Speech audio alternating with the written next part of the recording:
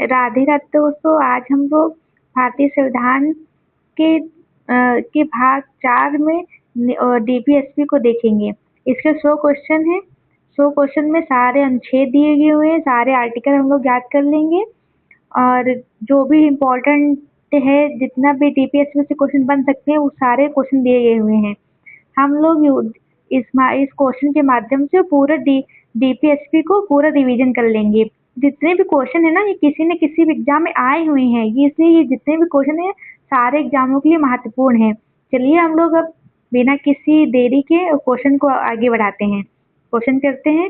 तो सबसे पहला क्वेश्चन है, भारतीय संविधान में निर्देशक तत्व किस भाग में दिए गए हैं? तो भाग 4। किस भाग में? भाग 4। इसमें आंसर दिया हुआ है, आंसर को इग्नोर करते हुए हम लोग आगे बढ़ते हैं। नीति निर्देशक तत्व संविधान के किस अनुच्छेद में है? तो नीति निर्देशक तत्व संविधान के आर्टिकल 46 से आर्टिकल 36 से 51 किस में है? आर्टिकल 36 से 51। नीति निर्देशक तत्व किस देश से लिए गए हैं? तो किस देश से लिए? आयरलैंड के सिद्धांत से लिए गए हैं। डीपीएसपी किस प्रकार के सिद्धांत है? ये है एक नैतिक एवं राजनीतिक सिद्धांत। क्या है? नैतिक एवं राजनीतिक सिद्धांत। डीपीएसपी को न्यायालय में लागू नहीं कराया जा सकता क्योंकि ये गैर न्यायोचित है, इसलिए न्यायालय से हम लोग इसको लागू नहीं करवा सकते। नीति निर्देशक तत्वों का उद्देश्य क्या है? इनका उद्देश्य है कल्याणकारी राज्य की स्थापना करना। क्या उद्देश्य है? कल्याणकारी राज्य की स्थापना करना। अनुच्छेद 38 किससे संबंधित है? अनुच्छेद 38 संबंधित है सामाजिक व्यवस्था से। अनुच्छेद 38 संबंधित है सामाजिक व्यवस्था से। समान कार्य के लिए समान वेतन किस अनुच्छेद में है? अनुच्छेद 39 डी में। कहाँ पर है? 39 डी में, 39 डी में, 39 डी में। समान कार्य के लिए समान वेतन किस अनुच्छेद में है? 39 डी में, 39 डी में। ग्राम पंचायतों के संगठन का प्रावधान किस अनुच्छेद में है? ग्राम पंचायतें अनुच्छेद 40 में है। समान नागरिक संहिता किस अनुच्छेद में है? तो समान नागरिक संहिता अनुच्छेद 44 में है। पर्यावरण संरक्षण किस अनुच्छेद में है? पर्यावरण संरक्षण 48 ए में है।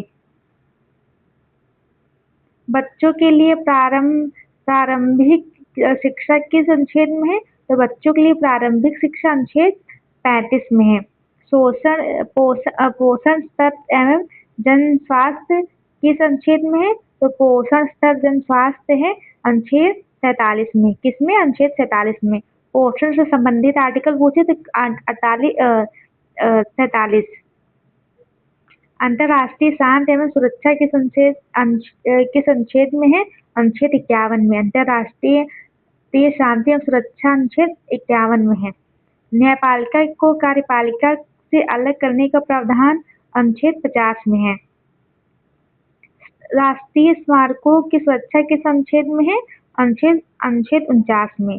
डीपीएसपी को किसने इंस्ट्रूमेंट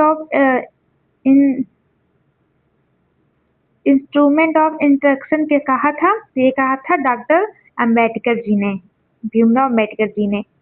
गांधीवादी सिद्धांत को कौन शामिल है? शामिल है ग्राम पंचायत। आर्टिकल 40। गांधी जी कहते थे ना कि शासन व्यवस्था हमेशा नीचे शुरू होनी चाहिए। उदार बौद्धिक सिद्धांत में कौन शामिल है? उदार बौद्धिक सिद्धांत में शामिल है समान नागरिक संहिता। हम डीपीएसपी को तीन भागों में बांटा गया है। एक गांधीवादी सिद्धांत, दूसरा है उदार बौद्धिक सिद्धांत और तीसरा है समाजवादी सिद्धांत। उदार बौद्धिक सिद्धांत में शामिल है समान नागरिक संहिता। सामाजिक सिद्धांत में कौन शामिल है? सामाजिक सिद्धांत में शामिल है समान वेतन। कुटीर उद्योगों को बढ़ावा देने का प्रावधान किस अनुच्छेद में है? तो कुटीर उद्योग को बढ़ावा देने का अनुच्छेद 43। काम करने की उचित एवं मानवीय दशाओं तथा प्रसूति सहायता का प्रावधान किस अनुच्छेद में है? अनुच्छेद 32 में। काम करने की उचित एवं मानवीय दशाओं तथा प्रसूति सहायता का प्रावधान है अनुच्छेद 32 में। बेरोजगारी, वृद्धावस्था एवं बीमारी में सहायता का प्रावधान किस अनुच्छेद में है? अनुच्छेद 51। अनुच्छेद 51 बेरोजगारी संबंधित है, हम लोग बेरोजगार युवा।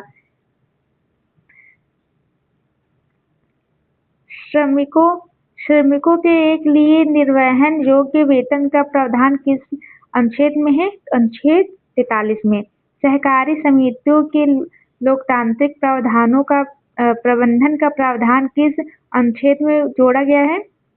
अनुच्छेद 43B। अगर आपसे संशोधन पूछे तो 97वां संविधान संशोधन द्वारा जोड़ा गया। उद्योगों के प्रबंधन में श्रमिकों की भागीदारी किस अनुच्छेद में है? उद्योगों के प्रबंधन में श्रमिकों की भागीदारी 43A में है। अनुसूचित जातियों एवं अनुसूचित जनजातियों के हितों की रक्षा किस अनुच्छेद में है? अनुच्छेद 36 में। अनुच्छेद 36 में क्या है? अनुसूचित जातियों एवं अनुसूचित जनजातियों के हितों की रक्षा। कृषि एवं पशुपालन का आधुनिकीकरण किस अनुच्छेद में है? अनुच्छेद 48 में। और अनुच्छेद 49 पर्यावरण से संबंधित है। गोवंश रक्षण का प्रावधान है 48 में। पर्यावरण संरक्षण संबंधी अनुच्छेद किस संविधान के किस संशोधन द्वारा जोड़ा गया था? संशोधन 42वां संविधान संशोधन 1976 में। 1976 में जोड़ा गया। डीपीएसपी को किस अनुच्छेद में देश के शासन के लिए मौलिक बताया गया है? 37 में। डीपीएसपी लागू करने का दायित्व किस पर है? डीपीएसपी का राज्य का दायित्व है लागू करना। निम्नलिखित में से कौन सा डीपीएसपी नहीं है? ग्राम पंचायतें हैं, पर्यावरण संरक्षण है, समान नागरिक संहिता है, अभिव्यक्ति की स्वतंत्रता, ये है मौलिक अधिकार भाग 3 और आर्टिकल 19। डीपीएसपी का मुख्य उद्देश्य क्या है? डीपीएसपी का मुख्य उद्देश्य है कल्याणकारी राज्य की स्थापना करना। डीपीएसपी की प्रेरणा किस दस्तावेज से मानी जाती है? ये मानी जाती है आयरलैंड के संविधान से। अनुच्छेद 39A किससे संबंधित है? यह है समान न्याय एवं निःशुल्क विधिक सहायता। निःशुल्क विधिक सहायता किस अनुच्छेद संशोधन द्वारा जोड़ा गया? तो ये था 42वां संविधान संशोधन। डीपीएसपी का वर्गीकरण सामान्यतः कितने भागों में किया गया? अभी हम लोगों ने देखा था 3 भागों में। समान नागरिक संहिता का उद्देश्य क्या है? सभी धर्मों के लिए समान व्यक्तिगत कानून। निम्नलिखित में से कौन सा गांधीवादी सिद्धांत है? ग्राम पंचायतों का गठन गांधीवादी सिद्धांत है, आर्टिकल 40। भारतीय संविधान के नीति निर्देशक तत्वों का विचार किस दस्तावेज से प्रेरित है? आयरलैंड के संविधान से। संविधान सभा में नीति निर्देशक तत्वों को किसने इंस्ट्रूमेंट ऑफ इंस्ट्रक्शन कहा था? तो ये अभी हम लोगों ने देखा था डॉक्टर भीमराव अम्बेडकर जी। जितने भी क्वेश्चन है ना, ये किसी न किसी एग्जाम में रिपीट हुए हैं, तो उन सारे उसी का कलेक्शन है ये। जैसे जिस एग्जाम में रिपीट हुए वैसे ले लिया गया। अनुच्छेद 29E किससे संबंधित है? ये संबंधित है श्रमिकों के स्वास्थ्य एवं शक्ति की रक्षा। अनुच्छेद F का संबंध किससे है? ये है बच्चों के स्वास्थ्य से विकास एवं शोषण से सुरक्षा। अनुच्छेद 45 में 86वें संविधान संशोधन के बाद क्या प्रावधान किया गया? 26 वर्ष से कम आयु के बच्चों की प्रारंभिक देखभाल एवं शिक्षा। पहले इसमें पहले क्या था? पहले था 6 से 14 वर्ष के बच्चों के लिए जो शिक्षा थी पहले इस अनुच्छेद में था, लेकिन अब इसको मौलिक अधिकार बना दिया गया है। देखिए इसमें आ भी गया, प्रश्न भी आएगा। शिक्षा का अधिकार आरटीई किस अनुच्छेद में मौलिक अधिकार बनाया गया? अनुच्छेद 21A में। निम्नलिखित में से कौन सा अनुच्छेद सामाजिक सिद्धांतों से संबंधित नहीं है। सामाजिक सिद्धांतों से संबंधित समाजवादी सिद्धांतों से संबंधित नहीं है। 44वां, क्योंकि ये उदार बौद्धिक सिद्धांत से संबंधित है। निम्नलिखित में से कौन सा गांधीवादी सिद्धांत है? गांधीवादी सिद्धांत कुटीर उद्योगों का प्रोत्साहन। निम्नलिखित में से कौन सा उदार बौद्धिक सिद्धांत है? तो समान नागरिक संहिता। डीपीएसपी को न्यायालय में लागू नहीं कराया जा सकता क्योंकि वे गैर न्यायोचित हैं। अनुच्छेद 37 के अनुसार नीति निर्देशक तत्व न्यायालय द्वारा परिवर्तनीय नहीं है। ये हैं शासन के लिए मौलिक। निम्नलिखित में से कौन सा डीपीएसपी और मौलिक अधिकारों के बीच संबंध को सही बताते हैं? तो ये एक दूसरे के पूरक हैं। 42वें संविधान संशोधन द्वारा कौन सा अनुच्छेद नहीं जोड़ा गया? कौन सा अनुच्छेद जोड़े गए हैं? तो ये सारे जोड़े गए। 43, 48, 39 ये सारे जोड़े गए। उपयुक्त सभी जोड़े गए।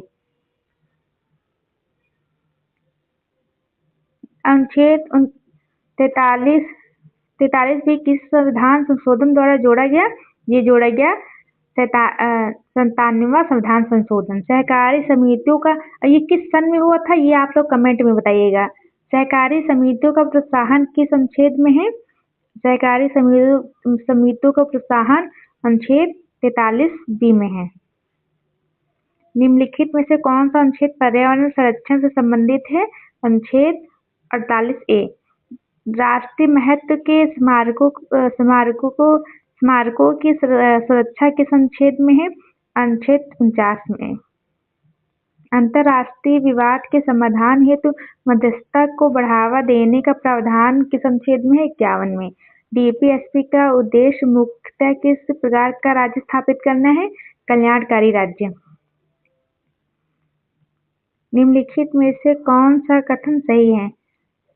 डीपीएसपी न्यायालय द्वारा लागू कराया जा सकते, नहीं करवाए जा सकते। भाई डीपीएसपी संविधान के भाग 4 में वर्णित है। बिल्कुल।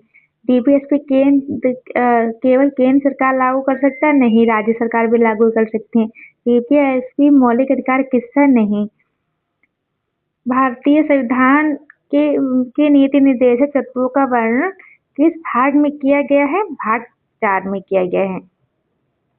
निम्नलिखित में से कौन सा अनुच्छेद नीति निर्देशक तत्वों की परिभाषा से संबंधित है?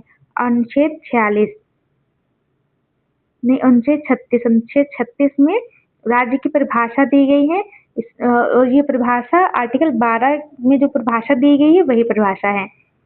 अनुच्छेद 38(2) का उद्देश्य क्या है? 38(2) का उद्देश्य है आय, प्रतिष्ठा, सुविधा एवं अवसर की असमानता को कम करना। अनुच्छेद 39B किससे संबंधित है? अनुच्छेद 39B किससे संबंधित है? ये है संसाधनों का समान वितरण। अनुच्छेद 39C का उद्देश्य क्या है? धन एवं उत्पादन के संसाधनों का कुछ ही लोगों के हाथों में संकेंद्रण रोकना। समान न्याय एवं निःशुल्क विधिक सहायता का प्रावधान किस अनुच्छेद में है? अनुच्छेद 39A में। अनुच्छेद 41 किससे संबंधित है? अनुच्छेद 41 संबंधित है कार्य एवं शिक्षा एवं लोक सहायता का अधिकार। निम्नलिखित में से कौन सा अनुच्छेद उदार बौद्धिक सिद्धांतों में शामिल नहीं है? तो 40 नहीं है, 50 भी है, 44 भी है, 51 भी है। भारतीय ग्राम पंचायतों के संगठन का प्रावधान किस प्रकार के डीपीएसपी में रखा जाता है? गांधीवादी सिद्धांत में। निम्नलिखित में से कौन सा समाजवादी सिद्धांत है? समाजवादी सिद्धांत है। समाजवादी सिद्धांत है अनुच्छेद 39A। डीपीएसपी का उल्लंघन कौन होने पर नागरिक क्या कर सकते हैं? नागरिक न्यायालय में सीधे परिवर्तन की मांग नहीं कर सकते। ये सही है।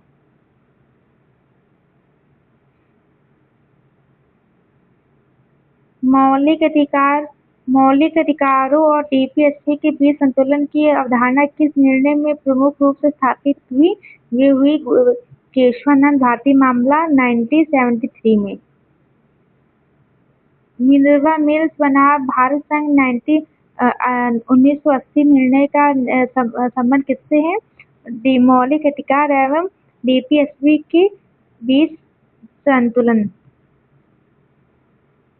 निम्नलिखित में से कौन सा कथन सही है? डीपीएसपी संविधान संशोधन द्वारा समाप्त किए जा सकते? बिल्कुल समाप्त नहीं किए जा सकते। डीपीएसपी न्यायालय द्वारा बनाए गए हैं? बिल्कुल नहीं बनाए गए हैं। डीपीएसपी संविधान का अभिन्न अंग है? बिल्कुल अभिन्न अंग है, तभी तो ये हटाए नहीं जा सकते।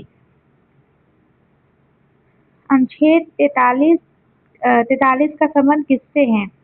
अनुच्छेद 43 का संबंध है निर्वाह योग्य वेतन एवं शिष्ट जीवन स्तर।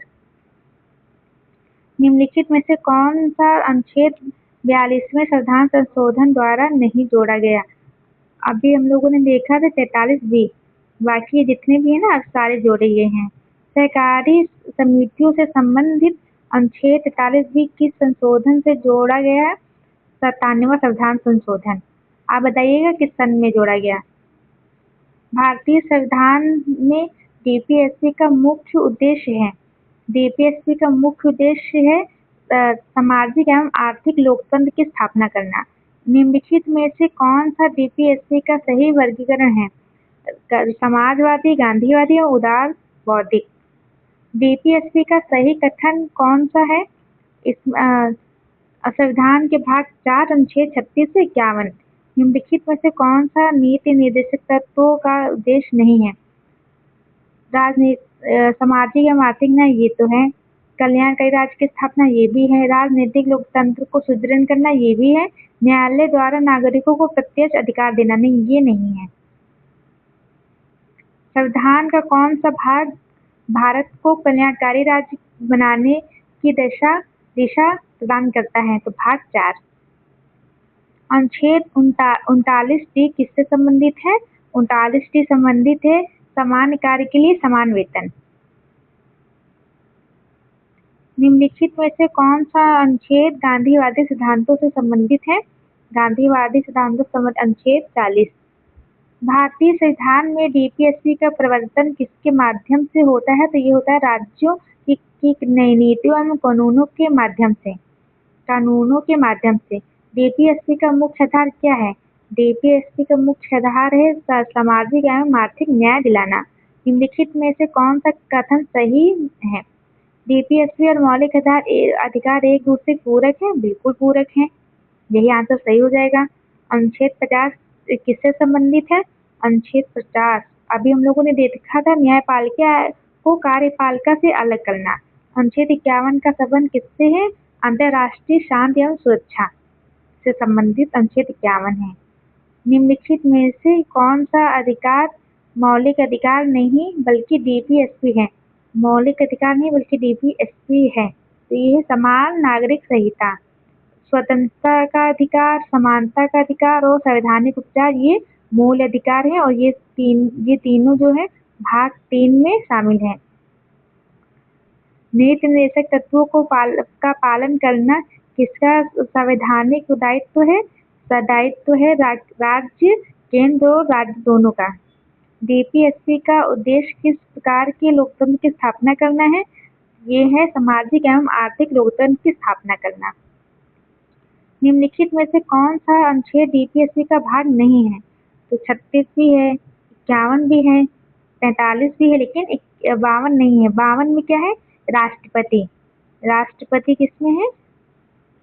राष्ट्रपति जो है 52 में है।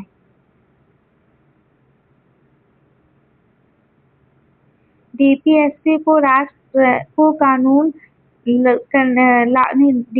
को लागू करने के लिए कानून बनाने का अधिकार किसके पास है? तो ये है राज्य और संसद एवं राज्य विधान मंडल को। नीति निर्देशक तत्व का सही क्रम है अनुच्छेद 36 से 51 भाग 4। निम्नलिखित में से कौन सा अनुच्छेद 42वें संविधान संशोधन द्वारा जोड़ा गया? तो 42वें संविधान संशोधन द्वारा 29A भी जोड़ा गया, 48A भी जोड़ा गया, 43 से भी जोड़ा है, उपरोक्त सभी जोड़े गए। अनुच्छेद 43 भी किससे संबंधित? ये सहकारी समितियों को प्रोत्साहन।